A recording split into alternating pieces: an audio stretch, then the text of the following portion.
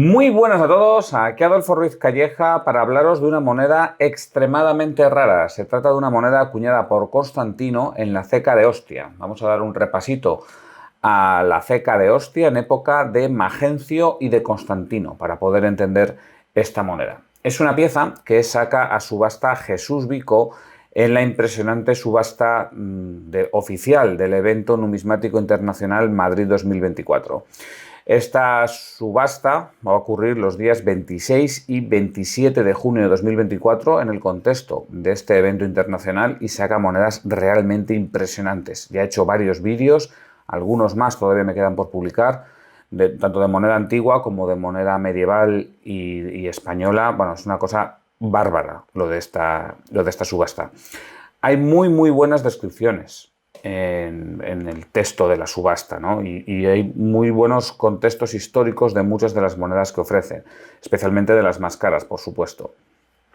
Yo os recomiendo encarecidamente que echéis un vistazo a la subasta para leer estos contextos históricos, porque vais a disfrutar y vais a aprender mucho. Además vais a poderlas ver en vídeo. Claro que algunas de ellas, que son muy raras y muy interesantes, pueden pasar desapercibidas, y por eso mismo, hablando con Agustín Fidalgo, pues nos hemos animado a escribir un artículo y también a hacer este podcast sobre pues esta pieza tan rara, de la que solamente se conocen 2 ejemplares y que probablemente pues no luzca porque estéticamente tampoco es tan atractiva, pero eso no implica que no sea súper interesante para los coleccionistas del Bajo Imperio. Así que para sacar a relucir que en esta subasta también hay monedas raras, muy interesantes y no tan caras, vamos a hablar ahora de la ceca de Ostia. Lo primero que hay que pensar es dónde está Ostia, porque no es una ciudad tan conocida. Bueno, para los numismáticos quizás sí. Sabemos que en Ostia estaba el puerto de Roma. De hecho, la palabra hostia deriva de la palabra ostium, que significaba en latín puerta, ¿no? Ostium también es un término médico hoy en día que deriva de esto mismo, ¿no? De la puerta. Aquí en el corazón, por ejemplo, tenemos varios ostiums que digamos, conectan unos lugares del corazón con otros, ¿no? El paso de la sangre. Y en otros lugares del cuerpo también los médicos suelen denominar ostiums a diferentes lugares. Bueno, el caso es que en Ostia había un puerto, que era el puerto que conectaba la ciudad de Roma con el mar Tirreno. Pero claro, el puerto no es que fuese solamente un puerto que dependiese de Roma, sino que ya había desarrollado su propia ciudad, ya había pues, un teatro, y hoy en día se puede visitar las ruinas de la antigua Ostia. De hecho, yo creo que es por todos conocido pues la ampliación que hubo del puerto de Ostia desde época de Claudio a época de Nerón, que digo que es conocido por todos porque bueno, luego se emitieron una serie de sestercios que son muy demandados, ¿eh? Estos sestercios de Nerón con el puerto de Ostia. De hecho, dediqué hace unos años un artículo hablando de estos sestercios. Bien, esta ciudad de Ostia estaba muy vinculada a Roma, estaba muy cerca de Roma, tan cerca como a 22 kilómetros. O sea, vamos, podrían llegar en menos de un día de jornada. Y es por eso, por lo que a pesar de ser una ciudad importante en su momento, pues no tenía ceca propia. No tiene mucho sentido tener una ceca tan próxima de Roma, cuando en Roma pues había una ceca muy importante, la más importante del Imperio Romano, en buena parte de su existencia, y además con un montón de oficinas y demás. O sea, la producción monetaria de Roma era suficientemente grande pues, para cubrir ya no solamente Ostia, sino buena parte de Italia o buena parte del Imperio Romano incluso. Sin embargo, resulta que a principios del siglo IV después de Cristo, por supuesto, Ostia contó con su propia ceca. Y contó con su propia ceca durante un tiempo muy corto, apenas 5 años más o menos. Fue un momento en el de la usurpación de Magencio en Italia. Bueno, no voy a entrar en los detalles de esta usurpación de Magencio porque si no ya nos perderíamos mucho. Vamos a quedarnos simplemente con la idea de que Magencio era hijo de Maximino Herculeo, y bueno, pues eran momentos donde ya la tetrarquía estaba en clara decadencia, cuando Diocleciano había dado un paso atrás, y bueno, pues ahí hubo diferentes augustos o digamos usurpadores. Claro, tampoco está muy claro quién era usurpador y quién era un emperador legítimo, porque bueno, pues la legitimidad en estos momentos simplemente se basaba en que tal o cual ejército les apoyase. En cualquier caso, Magencio estaba controlando buena parte de Italia desde el año finales del 306 o 307 hasta el año 312. En este contexto, Magencio abrió una ceca en Ostia. Y aquí hay que entender un par de cosas. La primera es que Magencio tenía una política de volver a engrandecer a Roma, volver a dar, digamos, más preponderancia al Senado y más preponderancia a la ciudad de Roma. A mí me recordaba, entiéndeseme el chiste, pero me recuerda a lo que es el eslogan de Trump, ¿no? El Make America Great Again. Vamos a hacer Estados Unidos de nuevo importante. Bueno, pues porque ahí los estadounidenses perciben que el poder estadounidense en el mundo ha descendido y entonces el eslogan de campaña de Trump era, oye, queremos volver a estar en el lugar donde estábamos hace décadas. Bueno, pues un poco más o menos parecido con Roma. La ciudad de Roma, y el Senado en concreto, pues había visto que había perdido el poder pues en favor de lo que fuesen otros territorios, otras ciudades que estaban más cerca del Limex, ¿no? Que es donde estaba el ejército, fundamentalmente, por supuesto. Entonces, bueno, pues aquí vino Magencio con esta usurpación y para ganarse el favor de los romanos, lo que decía es, oye, vamos a hacer que Roma sea otra vez tan esplendorosa como era antiguamente, ¿no? Esta ciudad de Roma. Bien, esto no era solamente un eslogan, también vino acompañado pues, de una serie de reformas en la ciudad. Dentro de estas reformas pues, estuvo pues, la construcción de obras públicas, por ejemplo, la famosísima Basílica de Magencio. Vale. También hubo una política monetaria aquí, ¿no? Un poco de concentración de la producción monetaria cerca de Roma. Claro, de la producción monetaria de las cecas que podía controlar Magencio, que tampoco eran tantas. Ahí estaba la ceca de Roma y luego tenía la ceca de Cartago. Entonces, la ceca de Cartago se cerró en el año 308. Y bueno, eso además generó un descontento en África. De hecho, ahí hubo una usurpación de Alejandro de Cartago. Alejandro de Cartago que usurpó a Magencio. O sea, tenemos a un usurpador usurpando a otro usurpador. O sea, esto ya queda un desastre. Como digo, tampoco está muy claro cuáles eran los augustos legítimos y los augustos usurpadores. Bueno, se cerró la ceca de Cartago y esto coincide con una apertura de la ceca de Ostia allá por el año 308 a finales o principios del 309. Entonces, bueno, tradicionalmente lo que se ha considerado es que esto no era una casualidad, sino que fue un traslado de la ceca de Cartago a Ostia. Bueno, pues tiene sentido pensarlo así, pero resulta que hay ahora unos estudios, digamos muy detallados, haciendo un análisis estilístico, y lo que ven es que el estilo de las monedas de Ostia encaja más con el estilo de la ceca de Roma que con el estilo de la ceca de Cartago. Es decir, que a lo mejor cerraron la ceca de Cartago y poco tiempo después abrieron una en Ostia apadrinada, entre comillas, por Roma.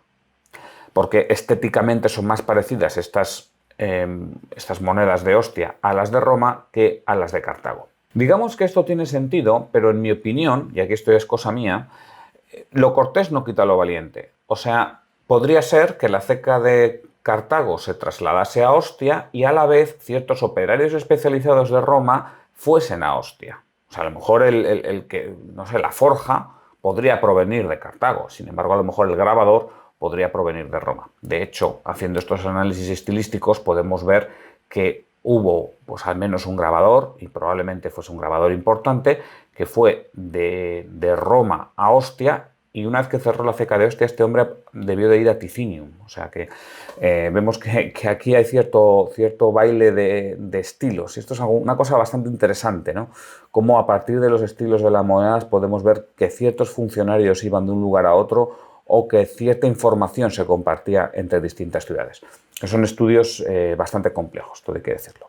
Bueno, luego está la otra cuestión y es ¿por qué se abre una ceca en Ostia? Porque a priori no parece que tenga mucho sentido. Dices, bueno, si ya tenemos una ceca grande en Roma, ¿para qué tenemos que tener una ceca pequeña en Ostia? Bueno, pues aquí la lógica es que quizá Magencio quisiera tener una ceca en un lugar cercano a Roma, pero que no fuese Roma, de tal manera que él lo pudiese controlar estando suficientemente cerca, pero suficientemente alejado de otros poderes que pudiese haber en Roma, concretamente el Senado. Así que bueno, ya vemos que esto de este eslogan, ¿no? De vamos a hacer de Roma la ciudad especialmente importante como era antiguamente y demás. Bueno, sí, pero hasta cierto punto. O sea, sí, pero resulta que la producción de moneda la quiero controlar yo. A ver, esto no es la única hipótesis, sí que es la hipótesis que están manejando los historiadores pues, más actuales, pero bueno, también es cierto que hay algunos que dicen que quizá fuese porque querían tener ahí mismo monedas para el pago de la importación de trigo desde Egipto o para pagar a los legionarios que estuviesen ahí para, bueno, con campañas de África y demás.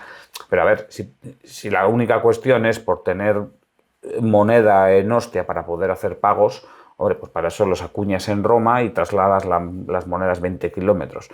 Entonces a mí me parece que tiene bastante más sentido que esa ceca en Ostia se hiciese, pues eso, para que el emperador, para que Magencio tuviese más poder sobre esta ceca. De hecho, una vez que se abrió la ceca en Ostia, se acabó con la acuñación de metales preciosos en Roma. ¿Vale? O sea, las monedas de oro y las monedas de plata, las argentios, perdón, y los áureos se acuñaron en Ostia y no se acuñaron en Roma. Esta ceca de Ostia estuvo operativa durante todo el resto del reinado de Magencio, que tampoco fue muy largo, porque ya sabéis que en el año 312 ocurrió la famosísima batalla del Puente Milvio, y bueno, pues Constantino entró en la ciudad de Roma y por supuesto se hizo con el control tanto de la ceca de Roma como de la ceca de Ostia. Luego el propio Constantino cerró la ceca de Ostia, se cree que en el año 312 o 313, y la trasladó a Arles, ¿no? A la actual Arles en Francia, que era Arelate según el toponimio romano. Así que, bueno, vemos que en Ostia hubo una ceca, pero estamos hablando de muy poco tiempo. Digamos que desde finales del año 308 o principios del 309 hasta finales del 312 o principios del 313, con lo cual fueron 5 años de ceca. Podéis haceros una idea de que las monedas de Ostia son todas ellas bastante raras, o sea, es de las cecas que cuesta conseguir. En cuanto a las monedas acuñadas en Ostia, hay que entender que estaba en vigor la reforma de Diocleciano. Esta reforma lo que indicaba es que las distintas cecas que se encontrasen en el Imperio Romano tenían que homogeneizar sus tipos. Bueno, indicaba esto y otro tipo de cosas, por supuesto. Pero básicamente tenían que mostrar a los tetrarcas o a los augustos y césares, por supuesto. Y luego en el reverso, pues digamos estos reversos tradicionales que eran prácticamente los mismos en todas las cecas, ¿no? Pues, por ejemplo, los genios, también Moneta, también Hércules, bueno, distintos tipos de reversos que eran bastante homogéneos. Bien, esto no fue así en la ceca de Ostia ni tampoco en la de Roma durante la época de Magencio.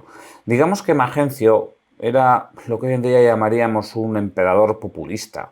Entonces, él utilizó la numismática como un medio para hacer propaganda.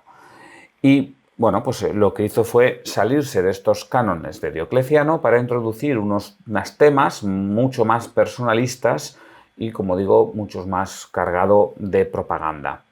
Esa propaganda se traducía en algunos reversos bastante curiosos, ¿no? En muchos de ellos aparece el propio Magencio como un protector, como un conservador de Roma. En otros aparecen pues, algunos símbolos muy tradicionales, algunos símbolos que incluso nos llevan a la Roma republicana, ¿no? Una iconografía que llevaba bastantes siglos sin aparecer. Por ejemplo, los dioscuros o, por ejemplo, la loba capitalina. Entonces, dices, bueno, pero ¿por qué aparece esto? Bueno, pues que de nuevo está haciendo un alegato a la tradición, vamos a volver a aquellos tiempos buenos, aquellos tiempos donde Roma era una ciudad tan importante. Y este tipo de reversos aparecen pues, en los tres metales, ¿no?, acuñados en Ostia, tanto en los áureos como en los argénteos y también en los folies. En los folies se llegaron a acuñar como 10 tipos de reversos, lo cual, bueno, pues para solamente estar 5 años la ceca en actividad, pues es una cantidad muy considerable. Y bueno, de estos 10 tipos hay 5 que son más o menos comunes, los otros 5 son bastante raros, ¿no? Por ejemplo, aparecen los dioscuros en estos reversos, aparecen estándares militares, aparece Marte, aparece la Victoria.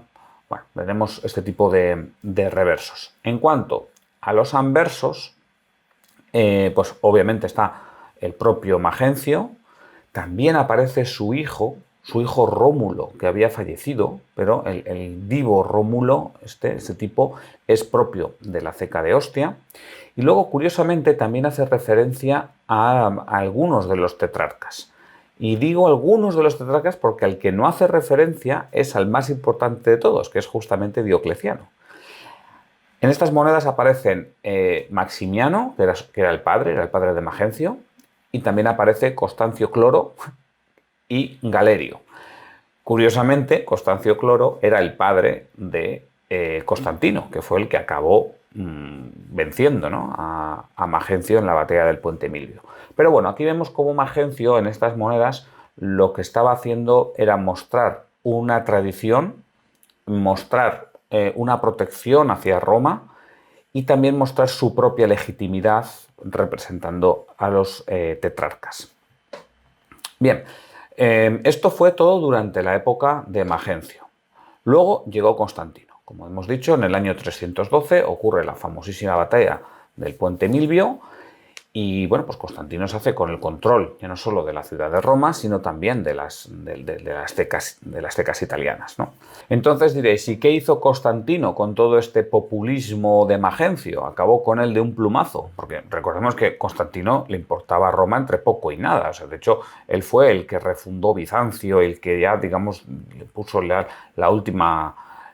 dio el golpe de gracia, ¿no?, a la ciudad de Roma. Bueno, pues no, sino todo lo contrario. Constantino siguió con este populismo de Magencio y siguió con él también en las obras públicas, por ejemplo, ¿no? La famosa basílica de Magencio realmente se acabó en época de Constantino. Y oye, que eso no era poca cosa, ¿eh? O sea, es el espacio más grande jamás construido en la antigüedad, ¿eh? O sea, una cosa bárbara, ¿no? Era todo un regalo para la ciudad de Roma. En cuanto a la producción numismática, especialmente en la ceca de Ostia, pues lo que vemos es que Constantino, en el año que estuvo controlando la ceca de Ostia, o sea, desde el 312 que entró hasta el 313 que se la llevó a Aralate, pues en ese año cambió la iconografía por una iconografía que se ha venido a llamar legitimista. Es decir, se acuñaron monedas donde aparecían pues, los reversos típicos de las monedas de Diocleciano, ¿no? Pues el genio, el sol, todos estos otros reversos propios de las décadas anteriores, ya no unos reversos tan tradicionales como los que había acuñado Magencio. Además, aparecen citados o representados los otros dos Augustos, o sea, no solamente Constantino, sino los otros dos Augustos que en su momento Constantino consideraba legítimos, que eran Licinio y Maximino Daza. Claro, alguno puede decir, pero ¿cómo es que lo consideraba legítimo si luego Constantino se abalanzó contra Licinio, ¿no?, y hubo ahí un montón de guerras civiles? Bueno, pues claro, pero en ese momento le venía bien llevarse bien con Licinio y con Maximino Daza. Entonces se citaba a los otros dos Augustos. Bien, que apareciesen estos tipos legitimistas no significa que Constantino acabase de un plumazo con toda la propaganda de Magencio, ¿vale? O sea, Constantino, además de introducir estos nuevos tipos, siguió acuñando algunas pocas monedas con los mismos tipos y la misma iconografía que venía acuñando Magencio. Y ya podéis entender que si esto se hizo en el lapso de un solo año, pues entonces todas estas monedas donde Constantino adoptó los tipos de Magencio y los modificó, pues son todas ellas muy raras. Esto ocurrió tanto en la ceca de Roma como en la ceca de Ostia. Entonces, pues por poner un ejemplo, pues hay un reverso donde aparece pues, un templo, ¿no? Y Magencio lo que indicaba era Conservator Urbs Svae, que viene a ser algo así como conservador de la urbe, ¿no? Sin embargo, este mismo reverso lo toma Constantino e indica Liberatori Urbs Suae, o sea que viene a ser como liberador de la orbe, ¿no? Además, en el anverso vemos que Magencio aparece con barba y Constantino aparece sin barba. De nuevo, la aparición de la barba en este siglo IV era algo como muy tradicional, ¿no? Algo que en su momento recordaba la dinastía antonina, ¿no? Pues Adriano o Antonino Pío, que llevaban barba. Entonces, el representar al emperador con barba era también algo que hacía referencia a los siglos pasados. Bien, esto ocurrió con esa moneda, por ejemplo, del Templo de Roma y también con otra moneda en la que aparece una victoria dándole la mano al emperador Magencio. Bueno, esa moneda tiene un reverso en el que, como digo, está la victoria dándole la mano a Magencio y la leyenda indica victoria a eterna aug n, que viene algo así como victoria eterna de nuestro emperador. Eso es una moneda acuñada en Ostia. Sin embargo, Constantino adoptó ese mismo reverso, pero cambió la leyenda. Y lo que indicó fue Victoria Aet AVGGGNNN,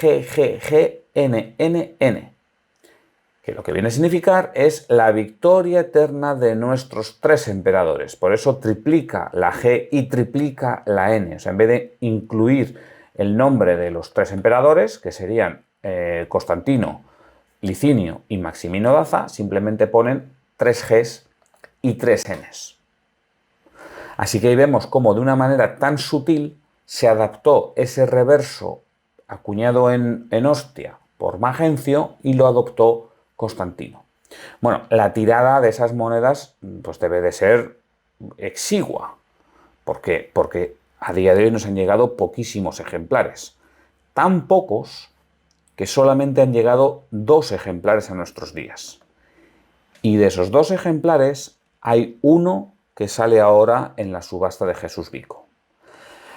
Es una pieza, como digo, muy rara, no está referenciada en el RIC y bueno, es toda una suerte para los coleccionistas más especializados, los coleccionistas que quieran profundizar en el siglo IV, pues esto es una auténtica bicoca, toda una golosina.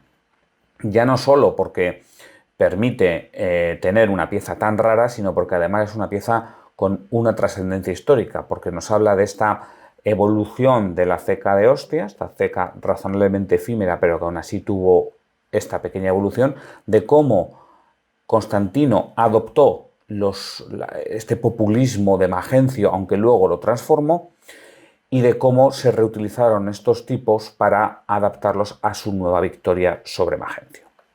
Bueno, pues espero que os haya gustado este podcast, espero que hayáis aprendido algo.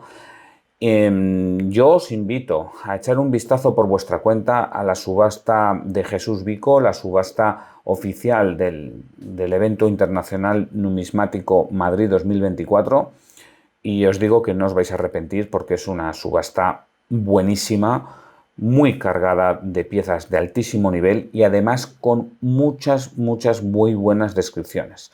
Así que vais a poder aprender un montón de ella. Sin más me despido, un saludo y hasta pronto.